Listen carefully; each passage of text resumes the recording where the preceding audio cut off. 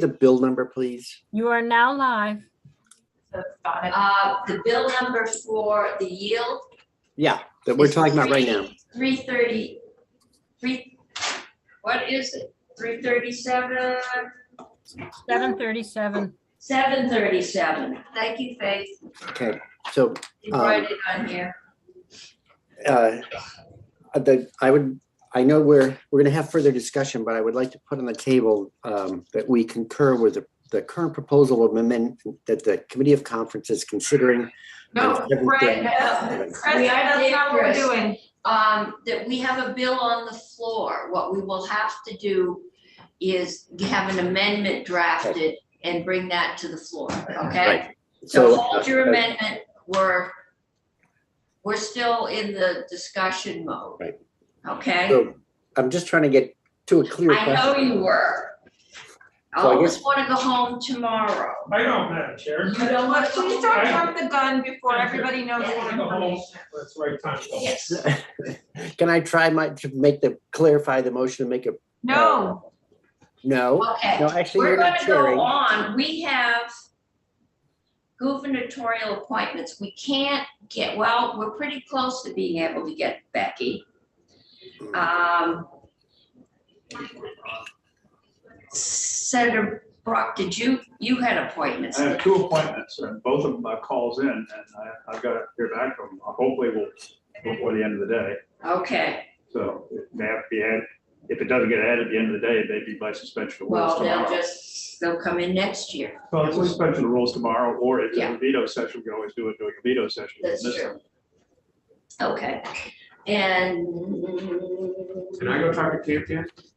Make sure he's I talked up to to him. date? Okay. Okay, and I will say he's not overly thrilled. it's not but happy. do you have a, Okay.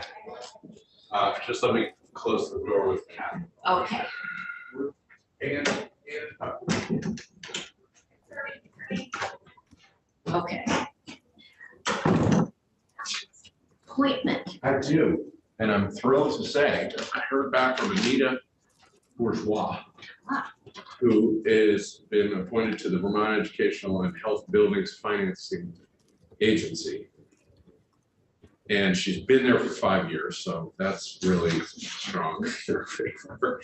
She got started at Howard Bank in 1990 for folks who've been around a while, you remember the Howard Bank. Then got into the municipal banks in the late 90s. She loves doing this and she would like to continue, and I'm happy to recommend that we approve her appointment.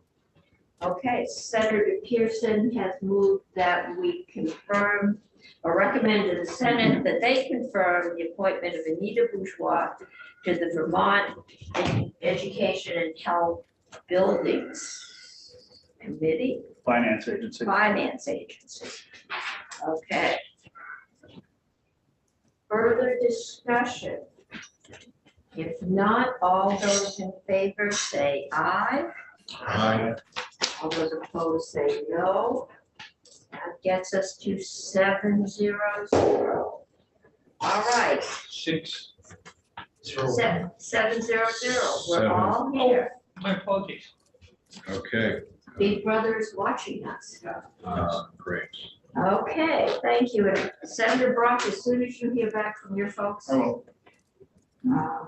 we'll get them done. So we're gonna finish. I think we've only got one bill left that came to us yesterday. And it's turning out to be more complicated. Yeah. We will talk.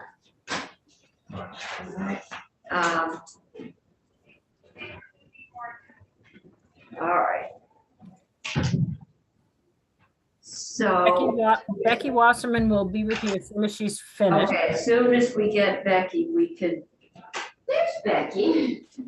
Yeah. Okay, more than once, somebody's walked through that door this week, just as I.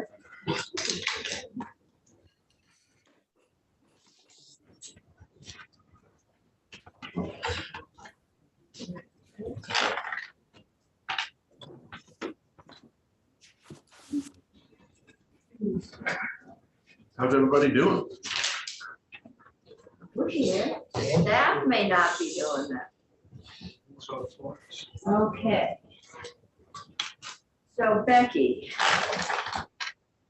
we got S33 and we just plain ran out of time. And this is, I think, we probably got through maybe 2 pages and rather quickly.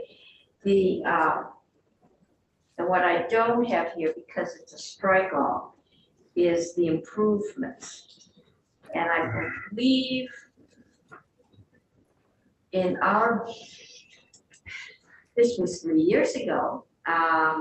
These were the corrections we made coming out of the St. Albans audit because there was lack of clarity in the underlying statute, and St. Albans and the auditor had differences of opinion.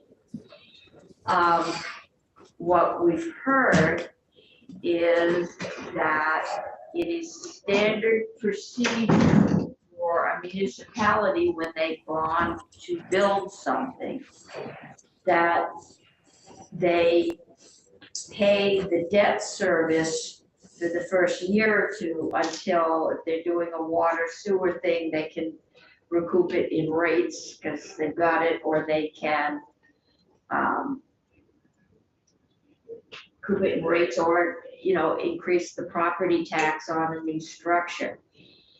And so that's what St. Albans did, and I thought we made it clear that that was okay. What I'm seeing this meeting is it says it is not okay, and that they could use bond anticipation loans. Is that what's happening in this?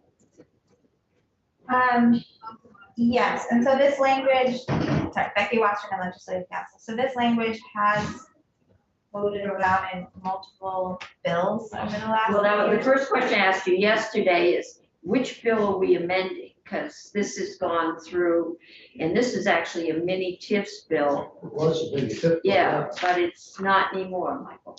No, I know. I've seen it. But it took a while to get that clear yesterday. So yes, in this version of it as S33, it's been in 159 as well, which passed out of your committee. That sort of the Senate position on it has been that you can. Could you, I'm having hearing problems today. If you could speak up. Oh, yeah, sure. So as passed in all versions from the Senate in different bills, the funding of the use of debt service payments has been allowed for a 5-year period. So this is a change from that position because it doesn't allow it to be used for that purpose at all. So they would basically have to take out another loan to pay the debt service. And I want to clarify, that's just with respect to TIF districts. Yes. A municipality can do this in another, in other contexts or improvements. The definition of it, this definition is just used in this TIF subject. Okay, so we got that much, we understand. So there's no project-based tips in this bill anymore. No, No, this is basically, these corrections were sitting on the calendar for action the day we got sent home from COVID. And they have been in and out of bills and never, none of those bills. Not in S33 ever, right? No, no, this is another House Senate back to. yeah, so this is a strike all amendment. So everything that came over to the House in S33 was struck out, and these are the sections that they have sent it back. So let's go through this. I think we know that we've got a major difference of opinion and we allow bond anticipation notes, I think with the same restrictions on them. And then, And okay, we went through the thing on active districts, right? yeah, so they added a definition of active districts to move away in statute from that list of districts so that it doesn't have to be updated every time a new district is approved. And also because there was, a number of years ago, the legislature put a cap of no more than 6 districts can be approved. And so each time a district is approved, you have a situation where, well, do you change that number or how do you account for what, that Yeah, we're 6? doing the cross out thing. So this way it's saying there's, at any time, you can only have 14 active districts. That does create a situation where if one of these districts, becomes inactive or retires its debt, pays it all off, another district could be approved and take its place. But it sets a clear line of only 14 at a time in the state, and you don't have to name all of them in statute. When is it likely that the next district would retire so that a new one would be allowable? I think the 2 that are maybe the closest would be the Burlington Waterfront and Winooski, but I'll have to double check on that. And then the other ones I believe would not be for a little while. And mostly because we had a moratorium, we had a limit, and the Burlington Waterfall, I think all the Burlington TIFs, I think Winooski and Milton went in ahead of when we did the standardization. Every one of them has different rules and regulations, and it was getting a little hairy, so we put in a standard regulation. And so if they're gonna actually come off, I can't say, but basically it's 20 years. It's till they pay off their bond. So until St. Albans pays off its bond, it is still an active district. And I'm sure the thinking is until it pays off its bond, the ed fund is still not getting the full reimbursement. So if they just say, okay, we're closed, we've done all our building, but we're still paying, we put another one in, then you're kind of getting this multiples of municipalities shorting out towns. And I just checked, so the Burlington Waterfront District can retain increment until 2025, but there are those 3 parcels for the city place that got an extension, so that could be till 2035, depending on that situation. And then Winooski, I believe, is up in 2024. So that's about to expire. Yes, but then other than that,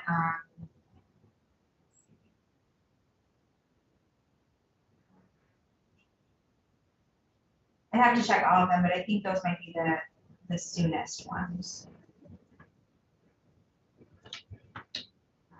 It looks like others are like in the Sort of a big policy decision, I think.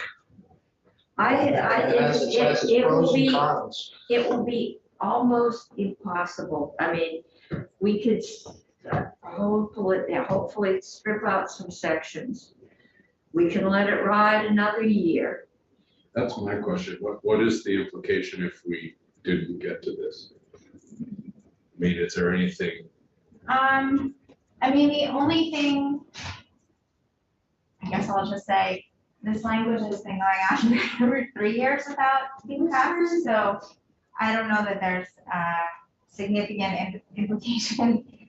This is meant to be clarifying, so if it has been going on without these clarifications, I don't know how urgent it is to do now. I mean, I guess I would point out that they did add a study in section 6, which is completely new. So that is page 8 of the bill. that is having the Commissioner of Taxes come back and look at creating a program to allow municipality to adopt a local option tax without requiring legislative approval. To essentially have the municipality use revenue from the local option tax in the same way that TIF is used for municipal infrastructure projects. So this is sort of a TIF alternative. This is the alternative to the mini TIFs, and isn't that what Montgomery was doing? When we did their charter the other day? It I mean, that was all- the purpose. It Yeah. Was to pay off their water bond or whatever. Yeah, so it's based on what another municipality had done. It could be Montgomery, I don't I recall. think it was Montgomery. Yeah. Michael, I ask, what do you see as the big change, the shift from the named to just a default of 14? I'm really sorry, I don't have a hearing aid, so I'm missing half of this stuff, but, I guess, are the technical, some of these changes sort of technical, whether we're clarifying, what, are they agreeing with all of what we have passed? They did. I mean, I think it's just, if we got difference of opinion, we can put our thing on, with 1 day left, how does it go Yeah, back and Well, forth? that's it, it doesn't, I mean, it came to us either yesterday or late, I think it showed up on the calendar on Monday. So that is one problem, and then I just think it may be a good policy, but I think I would need to know more of whether we're gonna have TIFs be at 14 forevermore, Right. and when they cycle in, I mean, if it's 25, that means someone has a good idea in the next 2 years, they can't do anything because there's 14 already outstanding. So, I mean, I just need to know more about that, whether it makes sense to do that. I mean, I know people are threatened by a lot more TIFs, and this caps it, but the timing of when they come in is different than when they might come in, so. I guess I would add right now, under statute, only 4 more can be created. There's 4 more available right now, and then those would be shut down for a few years, maybe 1 or 2 could drip in, right? Or are they No, grandfathered? this 14 accounts for those 4. So it's what's currently existing Okay. plus 4 more.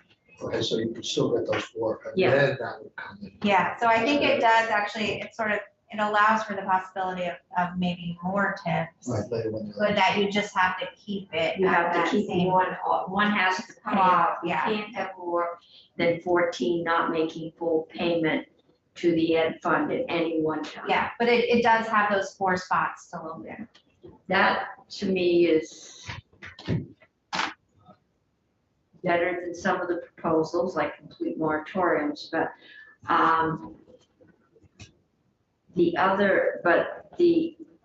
the debt service payment, I think I'd like to hear about impact, from the league. So have we finished in this? So I can go through, so section 2 of the bill is updating that list of districts and Yeah. moving to the 14 active district cap. Section 3 of the bill deals with the boundaries of a district, and this is slightly different than what was passed out of this committee in that it refers to adjustments to the physical boundary lines of a district rather than trying to talk about whether a district is wholly within, parcels are wholly within the district. But I think this is not that far off from what you all passed Yeah, I out. think the issue was the person in Barry that bought the house next door. So he's now got 2 lots, one's in and one's out. And we said, one's out. And this is just, I think, rewording, once you draw that line, and that got some pushback, because I think it was South Burlington had plans to do some major expansion within one TIF and not have to do a second TIF. But this, we know when we start. That I know has been one of the concerns with Burlington is it's kept expanding its district. And it's gotten much larger and it's been around for, I bet you, 20 years. Well, waterfront's been around. Yeah, It's sort of a class of its own, I think, right? It was the 1996. so it's been around a long time and, but it has its own rules that were done at the time it was established. Mhm. But I think that's part of what this boundary setting was coming off of. You get it and it is for this, and that's it. You can't, Just sounds like a heavy lift. oh, it's gonna be a heavy lift. And I wonder, does Senator Brock think that we could get rule suspensions on these kinds of changes at the last minute? Because I'm not gonna just vote for something rather than. I'm not, I think we should just, what I want to know now is what it is and how far apart are we? This, the only way we could do something would be to send them something they can concur with. That's the end. I'm just given the history, I doubt that we can do that. And yeah, rules are unclear as they stand, but the auditor's ruling and the St. Albans experience is out there, so towns will just have to use their best judgment, I guess. As that goes, I mean, does anyone want to continue with this? I'm not seeing a lot of this yet. Yeah, this is a heavy bill. And that I don't think they care at all if we take it out. So I think maybe we'll just leave it till next year and we'll start trying to put things back together. Abby Sherman. Sorry, I would like to just weigh in. Abby Sherman, Executive Director for the Vermont Economic Progress Council. You know, one of the questions is what are the implications if this bill doesn't pass this year? One of the holdups is that BEPC has not been able to finish updating the revised TIF rule while we're waiting for this language to pass. And a lot of this language stemmed from the St. Albans audit. For example, the debt service reserve payments, BEPC did make a determination on that for St. Albans and subsequently received a letter from the Joint Fiscal Committee advising them to wait and let the legislature to weigh in on that before deciding on any other. So that was, I think, 3 or 4 years ago at this point. 3 years ago, it was, I think, it was the year before, probably 4. It was the year, because coming out of that was the bill that updated the statutes out of the St. Albans experience. And that was literally on the calendar the day we got sent home. I was prepared to present it. And it never got presented after that because we were told we were limited to COVID related bills. And so this year is the first time it's come back. And we passed, I'm assuming, essentially the same things in 159. The House just sent us back 30 with not the same things in it.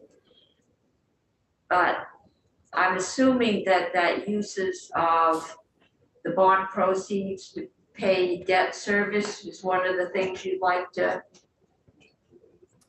It is one of the things that needs to be clarified. You know, that we have 2 TIF districts that are kind of in a holding pattern and may not be able to proceed without knowing whether or not they can use that as part of their toolbox. The other issue is it's not in the House proposal of amendment, but it was in the Senate's version, added clarification on brownfield remediation, which also stemmed from the St. Albans audit. And it makes me nervous to suggest that TIF districts should go ahead and do the best they can, because that's That's how they probably, always got in trouble. yes. We'll have more state audits with major findings like that, if that's the approach that we take. I am just not sure what to do with this bill getting dropped on us at this moment. Mr. Ash, I'm gonna call you Senator. For the record, Tim Ash, Deputy State Auditor, and I don't mean to interrupt Abby, but I had let Faith know that Tanya's availability kind of expires at 2:10. And I know the committee's trying to figure out, a threshold question about do something versus do nothing right now. And I just, if the committee is considering further changes, it might be worth letting Tanya have a few minutes before she has to leave, and then I'll stick around. Okay, I think what I'm hearing from the committee right now is that they aren't, because one of the sticking points is going to be this use of funding for debt service. And I think, what do we have, 2 or 3 bills in play with Ways and Means at the moment? I don't see them being willing to concur. So I don't know, we're on the floor in 25 minutes. And I don't know how we can get this done. It's put into a package that they will agree to in 25 minutes. We could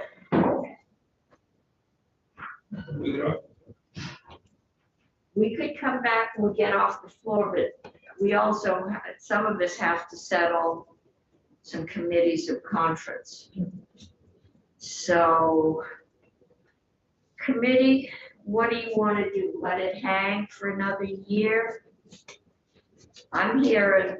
Some I of these know. clarifications will be very helpful, I think, I think they to would too. avoid some of the issues we've had, these projects have had.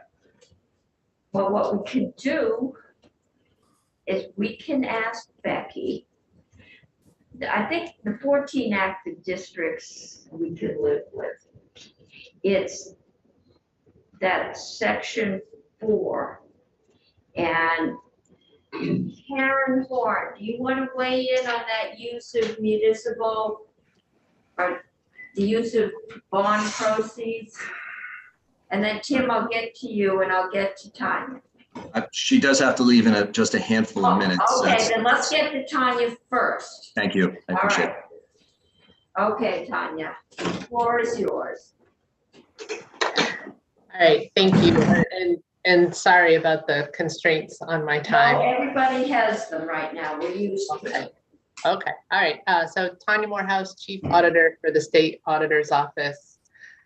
Thanks for the opportunity to speak with you this afternoon. There's 2 items that I wanted to bring up, but I'm going to jump to the debt for debt first. Well, actually, before I go to that, my first item was to address one of the requests that came through in an email that Abby Sherman sent earlier today, I think, or yesterday, about some additions that she would like to the bill.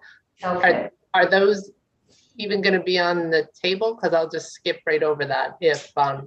No, right now, everything is on the table. Okay. Or nothing. Yeah, that's what I was gonna say. Okay, so The then, job is to convince us that something has to be on the table.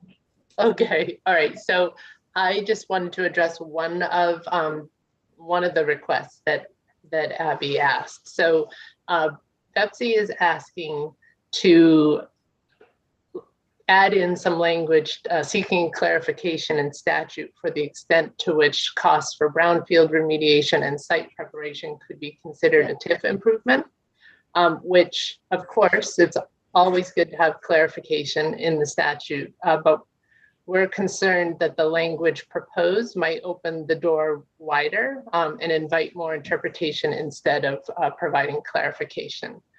So this language was included in a House Commerce version of amendment last year, and we offered a suggestion at that time for a revision to the language that would limit brownfield remediation and site preparation costs to those included in a brownfield cleanup plan approved by a regulatory agency. So we're going to offer the same suggestion now. The VEPC proposed language is as follows. It's for environmental remediation of a brownfield.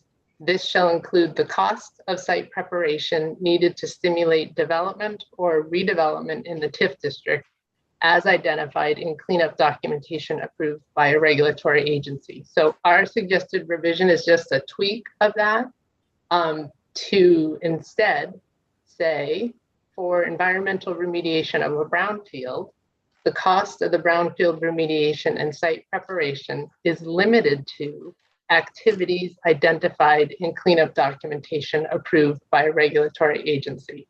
And I can send that in an email You copy. send that in. Yeah. I Okay. would send that in. So we And think can I assume Abby's got it? she doesn't have that yet. Okay, yeah, you send that to She might have her. it from she may have seen the proposal last year, but that was a year ago. So, okay. So anyway, we think that that achieves the clarification that is sought, but doesn't open the door wider than necessary. Okay. Okay. So I'll send that language along to Becky Wasserman and I'll copy Abby. Okay. Okay. So in terms of the debt, using TIF district debt to pay TIF district debt obligations, I know that Karen Horn is here to speak from the league to you about this. And of course, the House proposal of amendment completely strikes it and actually goes beyond that and specifies that that will not be an improvement and prohibits the practice. So I just wanted to remind the committee that both the state auditor's office and the joint fiscal office have provided testimony on the issue, I think on multiple occasions. And I thought I'd just remind you of some of the primary concerns that we have with allowing debt to be used to pay for debt. So at this point, municipalities can use TIF debt for infrastructure improvements and related costs that in theory will attract private development and increase the tax base. But using debt to pay for debt could undermine the effectiveness of the TIF program and increase costs to the education fund in 3 ways. First, if you use TIF debt to pay for debt, there may be infrastructure projects that won't be built, because if you use the debt to pay for debt, it isn't being used for infrastructure improvements. And ultimately that might decrease the dollars for development and therefore decrease future education fund revenues.